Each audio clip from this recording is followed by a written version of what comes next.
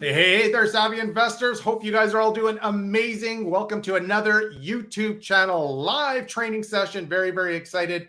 For those that are new to Savvy Investor, I'm the founder of Savvy Investor, a longtime Canadian real estate investor, Michael Ponchi. Great to have you guys here. And I'm extremely excited about today's session. It's an amazing session, and it's all about getting into the right mindset to scaling your real estate business and life. I don't know if anybody else is interested. If this is sounding like you, make sure you post a comment referencing this sounds exactly like me. And even more importantly is, what are some of those things that you are trying to scale or grow in your life? Is it your business? Is it your life itself? Maybe it's a hobby. What is it specifically? So let's be honest, things are pretty interesting out there, specifically in the real estate market. Got crazy inflation going on, business challenges. And let's be honest, it can feel a little bit stressful, especially when you're in a kind of a mindset of growth and you're trying to expand and grow. And this is real estate investors. We are all wanting to push and grow. So how do we overcome some of these maybe external and internal challenges that to help us push ourselves forward? And so I'm not sure if anybody else is interested or is it just me, but I am pumped. Okay. And we are extremely honored to have a great guest speaker, Mr. Craig Ballantyne, today to share a little bit about his journey, how he's helped others refocus their business and life. And he is here today to help us savvy investors become more knowledgeable on this particular topic. So a little bit about Craig. I'm not going to steal too much of his thunder, but he's a premier coach for high-performing entrepreneurs and executives, author of The Perfect Day Formula, The Perfect Week Formula. Everything's perfect with Craig. That's awesome. And Unstoppable. So he's doing some amazing things, and I highly, highly recommend you get a chance to check him out. For the past 20 years, he's built not one, not two, 5 seven-figure companies today, and he helps entrepreneurs get the clarity, the discipline, and strategies they need to increase their impact, income, and influence while working less. Did you guys hear what I just said? He's doing all this, and you have to work less. I don't know if anybody else is interested. I think this is cool, right? I found Craig on Instagram, and you know what? He's just provides some absolute gold nuggets out there, and just absolutely amazing tips and information, which is why I wanted him to join us and share with our savvy investor community. So if this is sounding like you, if you're interested in learning a little bit about scaling your business and life like I am, then you guys are absolutely in for a treat. So before we get started, just a friendly reminder that this is a YouTube live. I can see your questions. I can see your comments. Hopefully the comments are good. And at the end of the day, just share accordingly. So to help kick things off, if you guys don't mind, let's get those keyboards working and sharing those comments, because, for me, and I think Craig as well, we like it interactive. This is how we have great presentations. And really, we're trying to give back to our community and be able to share some of that feedback. In addition, we also help. It would be very, very helpful if you could also help support us as well as we're trying to grow our YouTube channel. If you haven't done so already, please subscribe, click that like button, also the notification button to help us grow and keep you informed of any upcoming videos that we have got planned for the future. So let's get to the topic at hand. And more importantly, let's make sure we welcome our good buddy, Mr. Craig Ballantyne, to join us to the show. So Craig, pleasure having you, sir, and great to have you. Thanks for doing this and joining Savvy Investor. I appreciate this very much. So this is going to be a lot of fun, and I know that we've tried a couple times to make this happen, and we finally did. So let's do this. Let's do this. So as I shared earlier, I know you're very active on social media with Instagram, YouTube, and as I shared with everybody, great information. Highly recommend you guys follow him. But for those that don't know you, we got individuals here from literally all over North America, Craig. Maybe you share a little bit about yourself, who you are, and what I'd like people to learn more about is a little bit about your story, actually, if you don't mind sharing. Yeah, absolutely. Real quick, I grew up in Stratford, Ontario. So I'm a farm boy and grew up just outside of Stratford.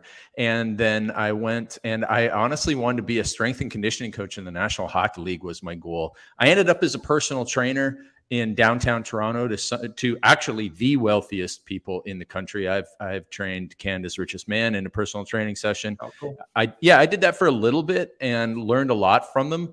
But at that same time, I experienced crippling anxiety attacks. So one day I had to ask a 5'3", 310-pound overweight lawyer to drive me to the emergency room because I was having what felt like a heart attack while I was training him.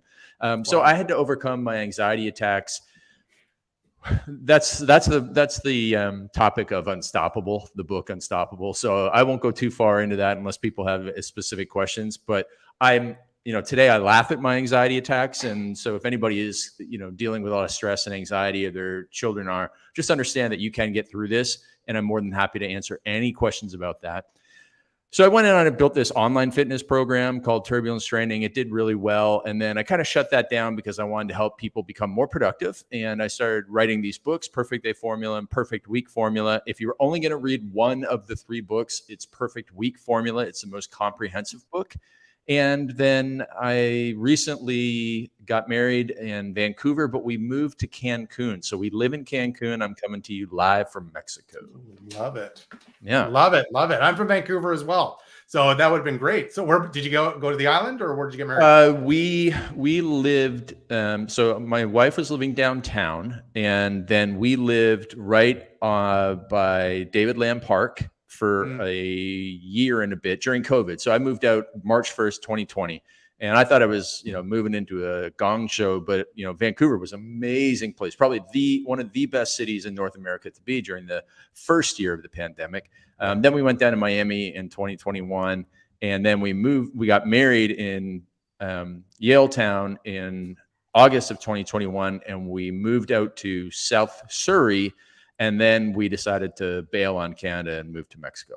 Oh, wow. Amazing. Yeah. Amazing. Well, that's great. Well, congratulations. That's just fantastic on the new marriage. So real quick. So let me, you just shared a little bit of information about struggle with yourself, and for a lot of real estate investors, which is our community. And obviously even within the community of real estate investors, they are entrepreneurs. And these are people that you tend to deal with a lot. Sure. And they struggle. And there's lots of struggling that's happening within their, the starting of their journey, midway of their journey.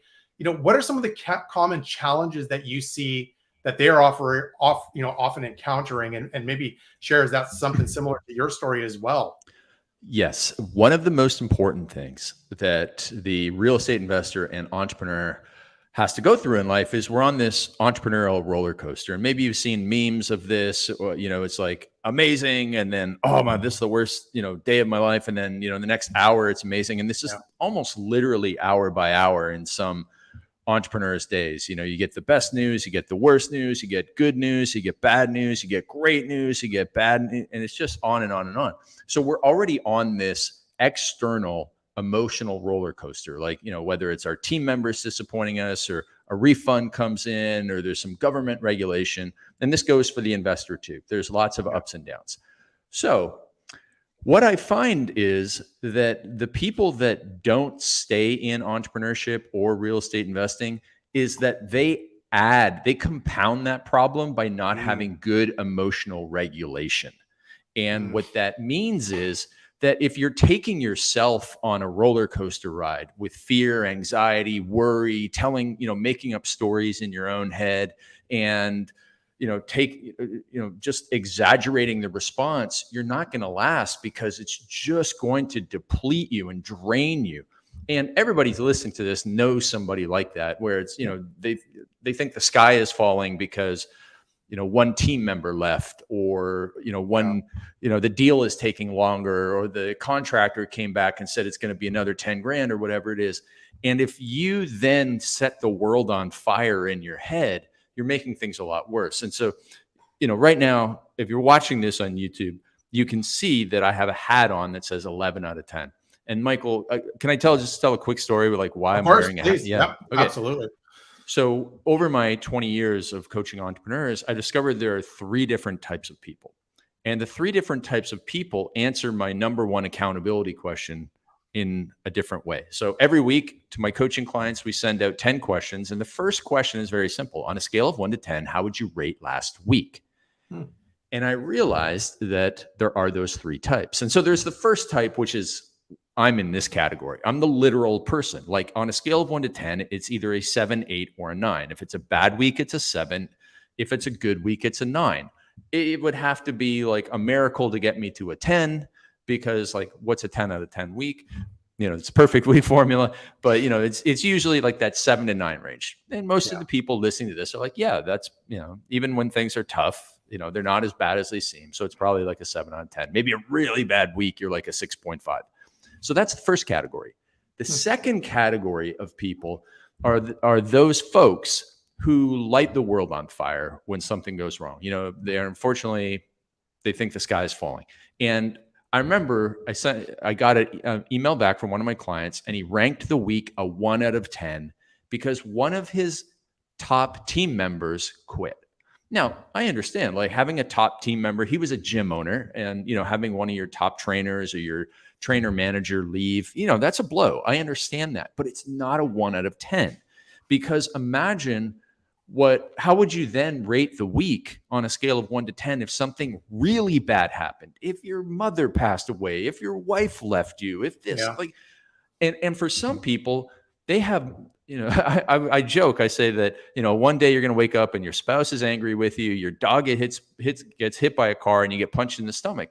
And I always use that joke. And then I read a story about a guy who that actually happened to all in one day. Oh, wow. And so, crazy.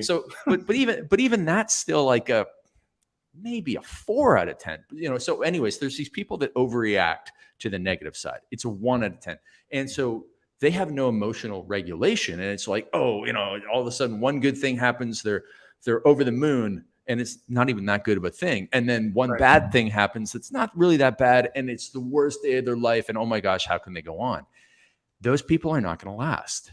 Yeah. So what we need to do is we need to get people's minds right about, you know, looking long-term, you know, understanding that one day doesn't define you, that understanding that people in history have gone through a lot worse, understanding that there's people right now starting with way less than you, with so many more obstacles against them, but they're doing more than you. And just having that understanding that we do live on this speck of dust that's hurtling through the universe, and we only have basically 30,000 days for everybody to live. And you can't take things too seriously. So we got to get that mindset, you know, whichever one of those points helps you become a little more emotionally regulated will help you never have that 1 out of 10 week when it's really a 6 out of 10 or 7 out of 10 week. Now, the final group of people, Michael, are these irrational optimists. And so it was interesting. It was right around the same time in about 2018, I got a few clients, and they all started ranking their week like 20 out of 10. And at first I'm like, these guys, come on, 20 out of 10. But the more I got to know them, the more I realized that, you know, within them, they really were this optimistic type of person. And one of them was a guy who's one of my favorite clients. He was divorced from his wife when he started our coaching. And from the time management makeover that we really gave him, the discipline, the productivity, the systems, the mindset, he got not only remarried to his ex-wife, but they had another child. So this is like one of my greatest success stories, but he was always 11 out of 10. And it was because of the personal development that he had done when he got divorced, and, you know, how he just started just showing up with a positive attitude and serving his family and so on and so forth. So he was one of the first guys to, like, say, you know, it's a 12 out of 10, 15 out of 10. And then a few other people, I didn't even tell them this, but I started getting like 20 out of 10 week. And I realized that, you know, for a rational person like me, wouldn't it be great if I always said I'm an 11 out of 10? You know, I'm like, that's my new baseline. I'm an 11 out of 10. And I now describe it in 2 words, which is grateful persistence. That I have gratitude to wake up, you know, not 6 feet underground, but, you know, above ground, and breathe. And I am grateful that I have the opportunity to persist through my problems. Everybody's got problems. And you can be grateful that you have problems, because people with no problems are dead. So you can be grateful that you have problems, and you can gratefully persist through them, and look at your problems as challenges, and understand that you can overcome them. So that's why we put together this 11 out of 10 hat, and tell people to have an 11 out of 10 mindset. You know, even when Murphy's Law kicks in and everything's going wrong with a renovation or a business or whatever it is, or, you know, interest rates go up again after, you know, they said they weren't. That's what it's all about. And so just going back to your original question of, you know, what's a lesson that I see, it's that mindset of persistence is so important, because obviously you have to have good ideas. You have to be intelligent. You have to manage your money well. You have to understand the marketplace, both in real estate investing and in entrepreneurship. So it's not like persistence is the only thing, but it is a darn big thing. Yeah, that's awesome. Really great insight. That's just fantastic. So one of the questions I have for you is, it can be it can be a very big challenge for people that are kind of in that down slope of that roller coaster ride. So, and they're that negative kind of like, something happened. It may not, maybe outside looking in, it's minuscule, but for an individual, it is devastating or whatever the situation. And you've shared a lot of great insight about mindshift change, which I totally agree with. And so how do you overcome that? Like, what are some exercises or some things that you can recommend for people that are maybe in that number 2 category that just really takes that to heart? And how do they kind of, adjust to that and correct themselves? Well, for me, one thing that really helped my mindset was Stoicism. So Stoicism is a philosophy, an ancient philosophy, very old philosophy, and some of the famous Stoic philosophers are Seneca, Epictetus, Marcus Aurelius. And so reading Marcus Aurelius's Meditations, which is a very simple book to read, can be helpful. I really got introduced to Stoicism through a easy to read book called The Art of Living by a woman named Sharon LaBelle, who basically read the hard versions of Epictetus's teachings and translated them into the modern world. Now, another book is The Tao Te Ching, is another book that can get your mind right. And it just helps you understand that you cannot, Stoicism is really about controlling the internal because you can't control the external. And my first book, The Perfect Day Formula, really talks a lot about that lesson, which is the three C formulas in my book, which is control what you can, cope with what you can't control, and concentrate on what counts. And one example of that is, what can I control? Well, I can't control my boss. I can't control the traffic. I can't control the weather. And yet, where do we spend a lot of time getting angry? I can't control the Maple Leafs. I can't control the Canucks. I can't control all these things that are external. Yeah. Now, the only things that I can control, Michael, are my thoughts, my words, and my deeds, my actions, my response.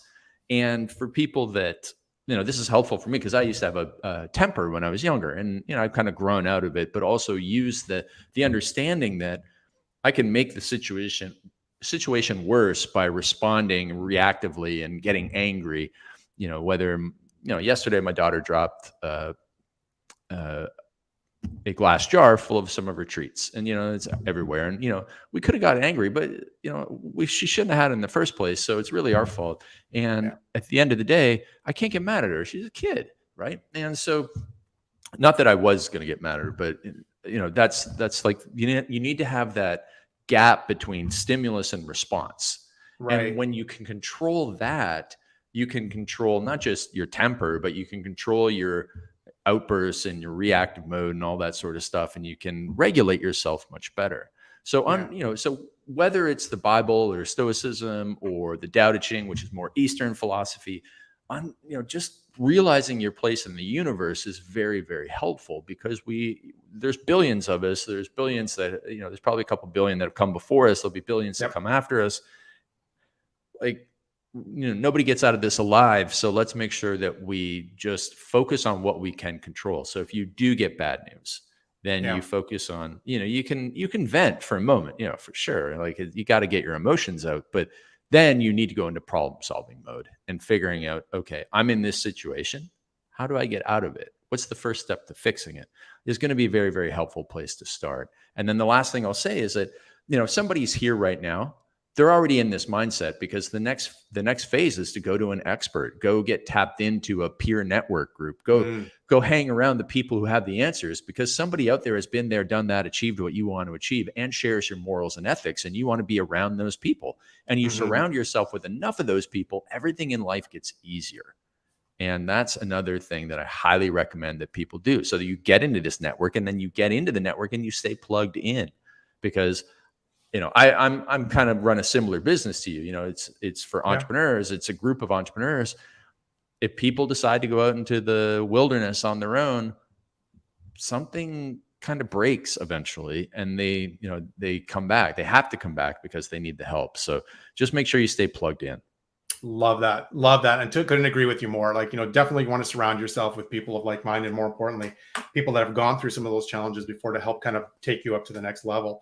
Other than kind of engagement and connecting with other people, is there any other habits that maybe you've shared, or even part of your training with some of your some of the people you've coached as well, to kind of stay in that positive mindset, other than you've got some, you reference kind of personal development side with reading and stuff like that, possibly mentorship and other things like that. I even read on your website one of your mentors is your dog, and that's awesome as well, so that was pretty cool. Well, yeah, the dog gets the venting. That's who gets it. Yeah, So, mine too. so one of the most important things is that people need to have a vision for their life. And if you don't have a vision, if you don't know exactly what you want, and you don't have a roadmap to get what you want, first of all, if you don't know what you want, you'll just kind of wander around, bounce from one thing to another. You might be trying to flip houses this month. You might be into multifamily the next month. And, you just don't stick with it long enough because you don't really know where the heck you're trying to go. But if you know exactly what you want and you're tapped into that mentor, the mentor, the group can help you identify the steps. If everybody, when we were kids, we've seen pictures of treasure maps. We've watched movies with treasure maps. Everybody knows what a treasure map looks like, right? Now imagine you have nothing on your treasure map. Well, which way do you go? Where do you start? What do? You have no idea. So first of all, you have to map out or put the X on the treasure map and draw a picture of what your treasure is. And so for people listening, it's like, what do you want your family to, in 3 to 5 years? What do you want your family to look like? Where do you want to be living? What do you want your house to look like? Be as specific as possible. What cars do you want in the driveway? I want to know. I want to know what vacations you're going on. I want to know what your kids are doing. I want to know what your life is going to look like in 3 to 5 years from now. Because the more specific that Michael tells me what he wants, the more that I am going to be able to better help him get exactly what he wants. So that's the first place that I start with people, is we figure out what people really want. Because if we know what you really want, then we also know what you don't want. And if we know what you don't want, we can keep you off those dangerous detours that, the shiny objects, the dumb ideas, the bad peer groups that pull you down, suck you down, take you on those dangerous detours that can get you into trouble. We can remove those things. And then we can keep you on the straight line to success, the dotted line to your X marks the spot, and give you the exact life that you want. But unless you get it out of your head and onto paper and paint that picture for me, I can't help you. Michael can't help you. Yeah, no expert can help you if we don't know what you really want. So that's the first thing to do. Now, when you have figured that out, you can then start to make all your decisions through that lens. I have this little phrase that says your values and vision drive every decision. Your values and vision drive every decision. So if you want to have a house in, say West Vancouver, and you want it to be a 5-bedroom home, you want to have a view of the harbor, you want to have these 2 cars in the driveway, you want to have a place up at Whistler, you want to be fit, you want to be only working 35 hours per week. Great. Now we have these boundaries about which to build your life, which means that, you aren't going to Vegas for bachelor parties, because that's going to get you into trouble and it's going to get you off your life path, so that you can stop doing those things. You can stop gambling. You can stop wasting money on this, that, and the other thing, because you have, that's not what really matters. So your values and vision drive every decision. If you want to be fit, then drinking 6 beers per night, it doesn't fit. It's, there's a misalignment. And when there's misalignment, there's stress and anxiety inside of us. Yeah. So we can cut the crap. And then now we go from that 3 to 5 year vision and we build a 1-year blueprint. So on 365 days from now, on this exact, we're recording this on Wednesday, May 17th. So Wednesday, May 17th, 2024, what must you have accomplished? What is your definition of success for the next year? Well, you want to get in this many deals. You want to invest this much cash. You want to do this, that, or the other thing. You want to lose 10 pounds. You want to, take the family on this vacation. Great. Now we then build a 90-day plan to get you to the major parts of that 1-year blueprint. And then from that 90-day plan, we build it out so specifically that we figure out, okay, what's the first thing that you're going to do as soon as you're done our coaching session? As soon as you're off the call, who are you going to text? Who are you going to call? What email are you going to send that gets the ball rolling? What are you going to do by the end of day tomorrow? What are you going to do within 48 hours? What are you going to do within 72 hours? What are you going to do within seven days, 14 days, 21 days, 28 days?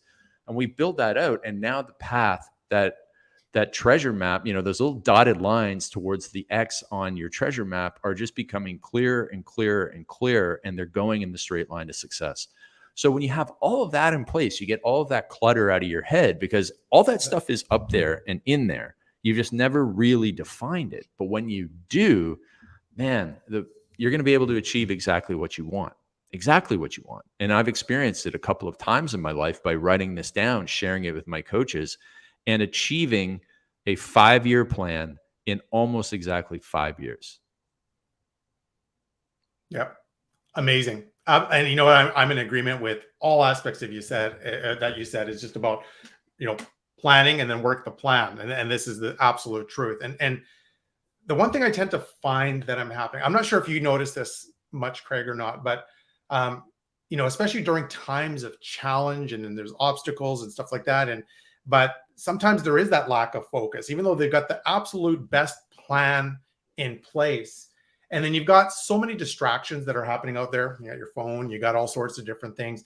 And then the focus starts to get tilted around. So any suggestions of how do we maintain that focus or avoid some of those distractions so we can kind of stay the path as you've just communicated so eloquently? Like it tends to happen that way. And it is tending to be a challenge for a lot of people. So I don't know if you have any suggestions. Exactly. And when things get hard, the distractions get more appealing. And yeah. I'm a human. I understand that, right? Like when I've written 3 books, when you're in the final phase of editing a book for publication, you've read it 19 times. You're looking to rewrite sentences and make them even better. It is a painful process. Writing a book is very difficult. And at that moment, the internet, the social media becomes so much more alluring. The siren's call of those things is tough to overcome. Mm-hmm. So what I've always believed, Michael, is that, there's a lot of people out there who teach, if you want to become more focused and disciplined, you got to add all these things to your life. You got to add these like neuro supplements and cold plunges and green juices, and you got to become hardcore. But at the end of the day, you've already said what is stopping people from being focused. It's distractions. And I am by nature a lazy, unmotivated person. And if I didn't remove the distractions from my life, I wouldn't have achieved any success, right? I would just love to eat chocolate cake for breakfast, lunch, and dinner. But that's not going to help me achieve my goals. So what do? You just don't have chocolate. If you have chocolate cake sitting within arm's length, you're going to eat it. I mean, humans are just going to do that. If you have your phone within arm's reach, you are going to play with it. You are going to do something that you shouldn't be doing with your phone. And, you got the TV controller, you're going to turn the TV on. Whatever it is, that is just how it works. So what we need to do is build a fence around ourselves.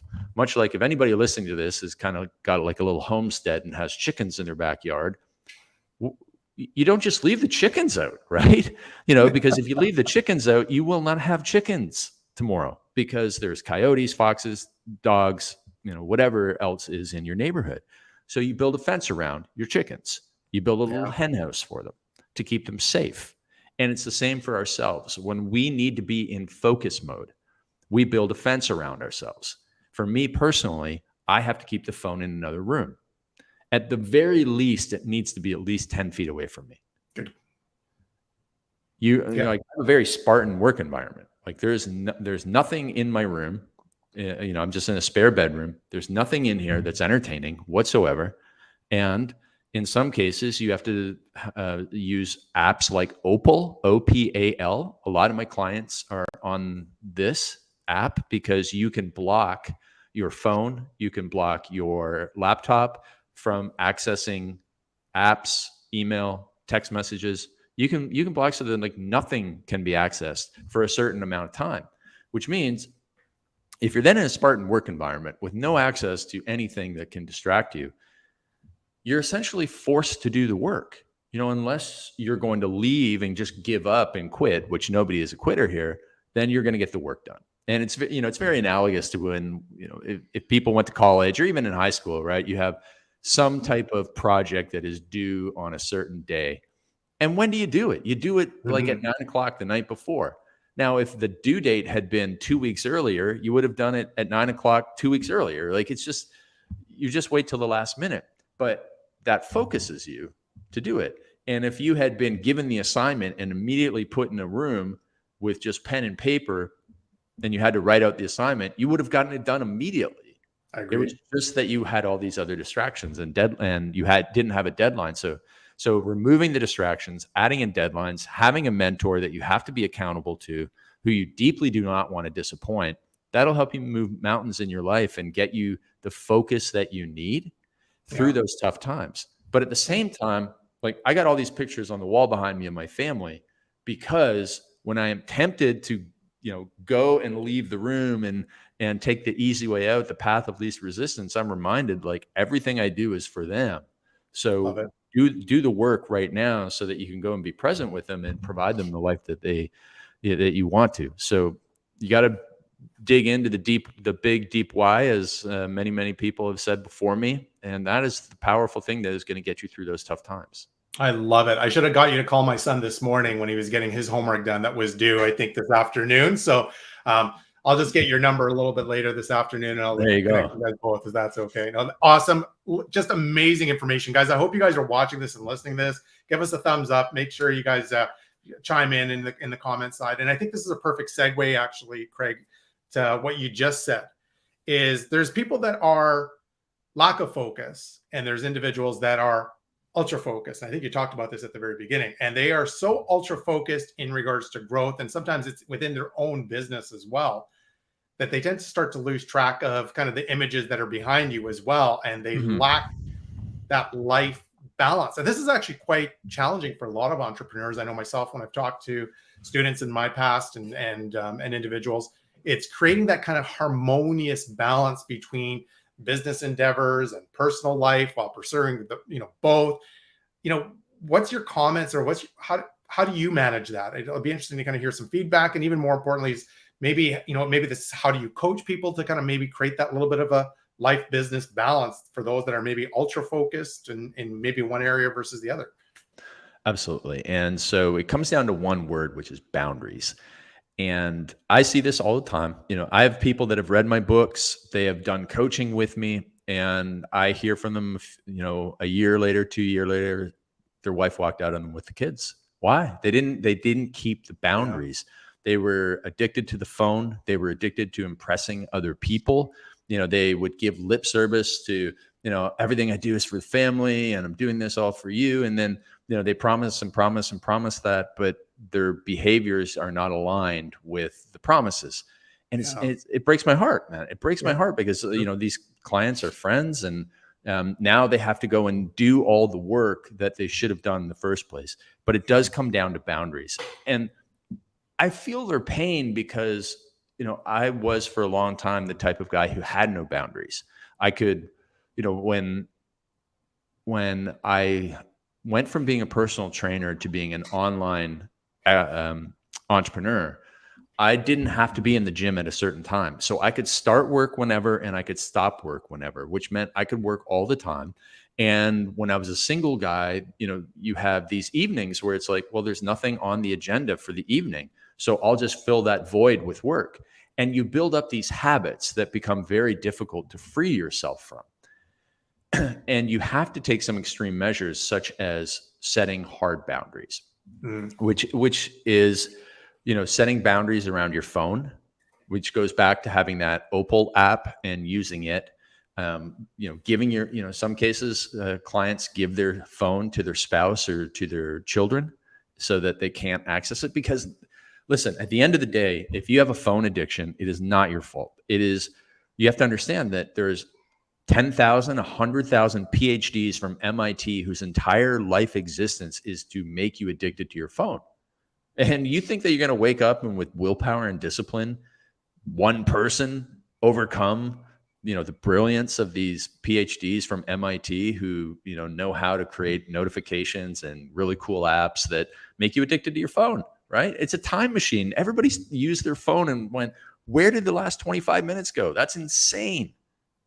And that's what you're fighting against. So you will not win through conventional measures of willpower and discipline. You will Yeah. only win the battle against the phone by having boundaries and removing the phone. It's discipline through subtraction, discipline by subtracting the phone. So we start with boundaries around the phone. We start with boundaries around, even boundaries around bedtime. If you want to get to bed at 10 o'clock at night, most people will say, I try to get to bed at 10 o'clock at night. What time do you really go to bed? 10:30, 11 o'clock. It's because they don't have boundaries around their bedtime. So in the perfect week formula, we teach people to have a reverse alarm. An hour before bed, you set your alarm to go off. And when the alarm goes off, you turn off all your electronics. You're going to have a much better chance of getting to bed on time. So we have boundaries around that. We have boundaries around when you stop working. When are you, you're not allowed to send emails after a certain time. And for me, once I met my wife, I started implementing those boundaries. I started telling other people that I had those boundaries, which then made me accountable to those people. And if you tell somebody that you're going to do something and then you don't do it, you're a hypocrite. And that's like one of the lowest things in the world. Nobody likes a hypocrite. You could be like ICE. You could be a purse snatcher. Somebody snatched an 80-year-old woman's purse. Well, that's pretty bad. But underneath that is hypocrite, because nobody likes a hypocrite. And so getting accountability from groups of people who will say, hey, are you still, on track with that promise that you made, will keep you on track with the promise that you made. So if somebody's right now, they're working till like 7:30 every night. All I want you to do is shift to a boundary of 7 o'clock for the next 21 days, that you do not work past 7 o'clock. And you get accountability and you set yourself up for success by removing the temptations. And great, now we have conquered 7 o'clock. So let's now move it to 6:30 for another 3 weeks. Because, it's like the people who have been eating pizza and hamburgers for the last 4 years and they wake up one day and say, I'm going to eat nothing but chicken and broccoli. That ain't going to last. Yeah. And so we need to chip away at this. Even with wake up time, when I was in my anxiety attacks, Michael, I was getting up at about 10 after 7. And I'm a morning person. I want to do 1,000,001 things before noon, and then I don't want to do anything in the afternoon. And so I realized I need to get up earlier. But I just went 5 minutes at a time for a week. And I mean, literally, I just went from 7:10 to 7:05 for a week, not 5 minutes per day for a week. No, just the 5 minutes. I conquered 7:05. Then the next week, 7 o'clock. Then the week after that, 6:55, then 6:50, and so on and so forth. I just start stacking those wins. And when you stack those wins, all of a sudden you realize you don't really need to work to 7 o'clock. You're really just filling a bunch of time there. You're doing stuff. You're reading emails from people that you'll never meet. You're checking out social media from people that will never talk to you in your life. You got to get rid of all that fluff and get back to what really matters, which is your family time, which is your fitness, which is getting some fresh air, maybe getting a massage, doing stuff that isn't work. But over time, you'll start to see how much less work you should be doing in order to get the same or better results. And it makes you more efficient. And through that efficiency, you will then have more free time. So that's what we teach people over time. It's getting those boundaries in place, getting the accountability to stick with them. And it just shifts your mindset about what is actually needed to be successful. Yeah, I agree with you 100%. Like, I know for myself, when I turn that off, like my scheduled time, like weekends is like a no-go. Like it's absolutely no-go for work or any of that stuff. And I just feel so much more productive by having that little bit of extra balance, because you do need that. You got to remember why we're doing this all for, like, especially for us that are maybe workaholics. I'm guilty of that as well in my past. But at the same time, you need to have that little bit of counterbalance with your family. And don't forget why you did this. Why are you doing what you're doing to begin with? Is starting from your first part of your discussion is understanding, your why. What's the objective here? And don't forget about it. We see pictures behind Craig's wall. It's good that he has it there, because that should be a reflection of constantly reminding you of why you're doing what you're doing today, right? Absolutely. Love it. Love it. Love it. So let me ask you, when we talk about defining, a definition of scaling your business and life with purpose, do you think it's extremely important to have that clarity today? Because I tend to find there is that lack of clarity in this environment. I just the more people I tend to talk, they just struggle with that why. They don't have clarity to what it is. They're just kind of living the day in, day out, clock in the clock and just kind of doing its thing. Is that something you're tending to see from entrepreneurs and people that you tend to talk with? Is that lack of why and not necessarily doing it? No. Well, so here's the thing is if you're a high performer, then you will just not have thought about it. But if you're an average person, that's the type of person who will never think about it. Even when they understand the power of it, they won't think about it. But for most people, it's just that they've never seen a clear way to do it. And so they're essentially walking around with what I call like a jigsaw puzzle box up in their head, right? As a kid, everybody's done a jigsaw puzzle or a Lego set. And when you get the box, everything's jumbled up inside. And that's just like most people's brains. It's jumbled up. And they don't know how to get it out of their head. They don't know how to paint a clear picture of the future. And so because they don't know how to do it, they don't have that clear path outlined. And because they don't have the clear path outlined, they don't know what to do next. And so they do bounce from one thing to another. Right. And when hard times come along, so in the last, even 10 years, it's been relatively simple. It hasn't been chaotic. And most people have been able to, because of market conditions and, the kind of the free money that's out there, been able to do fairly well. But now it's coming up into the hard part. And, great deals are no longer available. And there's much more competition because everybody else has heard about this and so on and so forth. And so those that are not really truly committed to a vision will not stick with it.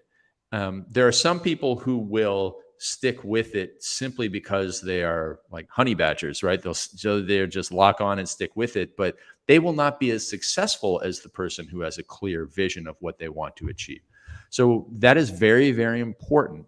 And if you look at most of the very successful people that you see on social media, whether it's, you're thinking about, whatever you think of them, it doesn't really matter. Like Grant Cardone, Tony Robbins, like whatever you think of these individuals, they know exactly what they want out of life. Agreed. And it's not a coincidence. It is a very important component of someone's success to know what they want. Love that. Love that.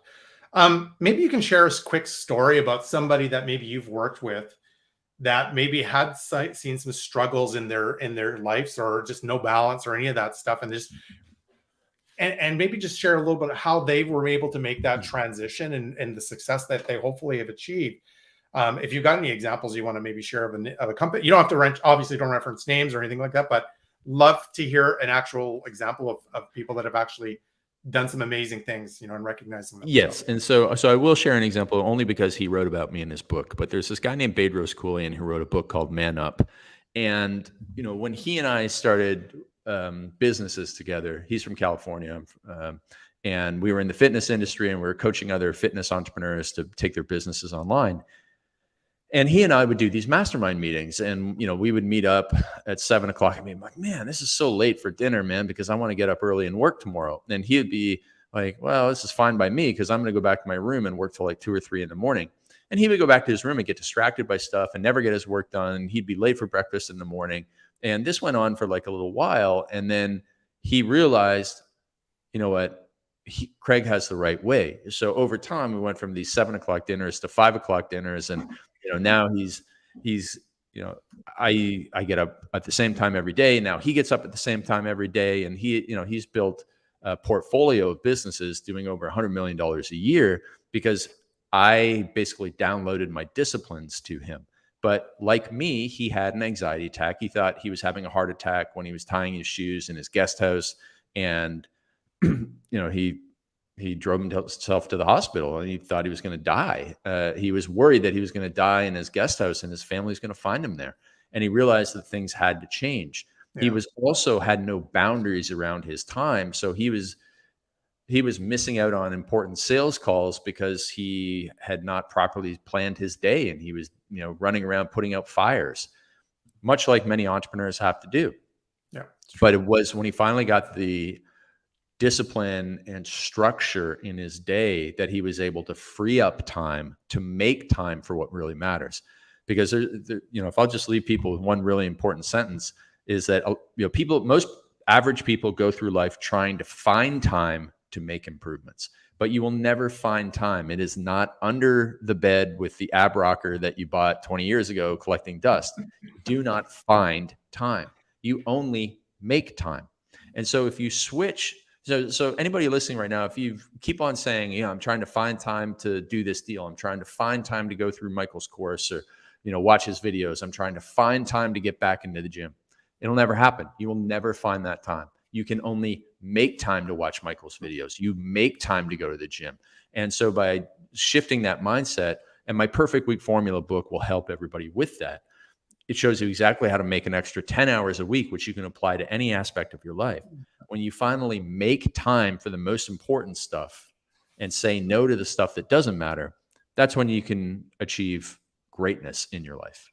Amazing, amazing stuff. But guys, I hope you guys are writing this down. I've taken like probably about a page and a half and notes, just incredible stuff. Now there is a question coming up, Craig. I hope you don't mind me asking this, and this is coming from Heather. But maybe speaking on the process of pivoting your plan when you have the plan laid out and then it has to change. What are some of the first steps to make sure you're moving in the right direction? I hope that makes sense. Yeah, absolutely. I mean, the very first thing that you have to do when a plan goes off track is you have to go back to your mentor and recalibrate the plan, because your mentor has seen everything, right? They've been there, they've done that, they've dealt with every problem. And if they haven't dealt with that problem, they know somebody else who has dealt with the problem. Every problem that you are going to deal with or have dealt with or, you know, will deal with in the future, are dealing with now, somebody else has dealt with this problem. When people go and climb Mount Everest, you don't have to come up with a new route to climb Mount Everest. You climb the same route that every single person has ever climbed Mount Everest. You use the same route. And so you will use the same solutions to every problem that comes up, whether it's doing a deal, whether it's dealing with an employee that's struggling, whatever. This problem has already been solved, and you do not have to solve it fresh from scratch. So you go and get help and figure out how to do that. Then you just make sure that you're surrounded with positive, like-minded people in your peer group, and you work on this every single day and you make time for it. You know, it's the same as Mike Tyson said whenever, you know, about being in a fight. Everybody has a plan until you get punched in the face. Everybody gets punched in the face, right? So, you know, if you were in the fight, you go back in the corner after the round and your coach tells you exactly what to do. Okay, great. And you go back out and you execute on it. And it's the same thing over and over again in any area of life, whether you're trying to lose weight or trying to get rich. I hope that answers your question, Heather. And it was amazing. Very, very great. And like I said, this is just really, really great stuff. So I'll get to your question at the end, Shelley, in regards to information, where to kind of connect with Craig on his website and stuff. But maybe beforehand, Craig, as we just kind of wrap up today's session, and again, thank you for some amazing content, but any final words of wisdom or advice, actionable items for entrepreneurs that are maybe getting started in the middle of their journey, of maybe kind of what to do and how to help grow with a sense of purpose? I think it's a summary of what we've talked about. Is, you know, you need to know exactly what you want. You need to find the mentor who has been there and done that and achieved what you want to achieve. You need to get plugged into that mentor, him or her, and their group. You need to be around positive, like-minded people, because I use this little shtick when I talk to entrepreneurs, but I'm sure it applies to real estate investors too. Most entrepreneurs and real estate investors, we live most of our lives on Lonely Entrepreneur Island or Lonely Investor Island.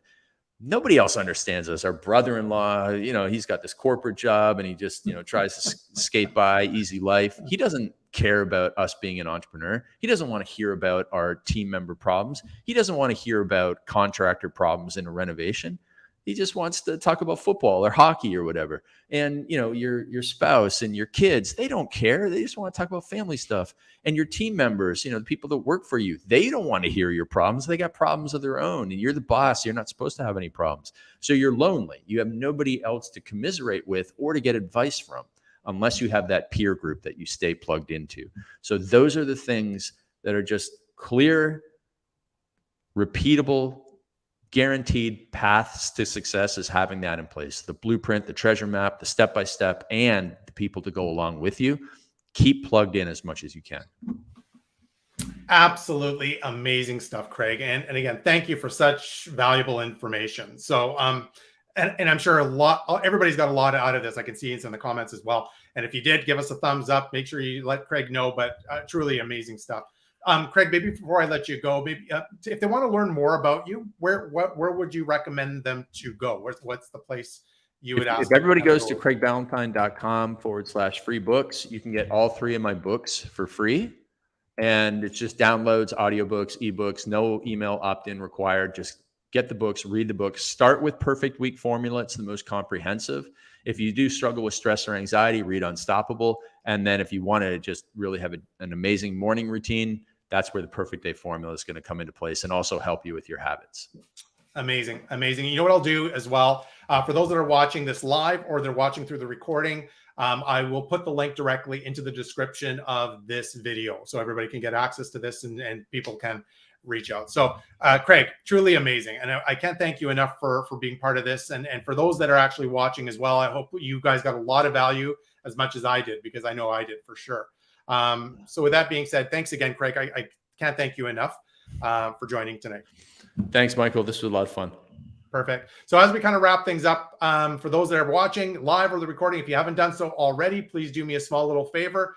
Hit that subscribe button. Help us grow our Savvy Investor channel, and it'll keep you informed of upcoming videos that we have got planned for the very near future. So for those, again, thank you for joining us, and I look forward to seeing you at our next upcoming live training session. Cheers.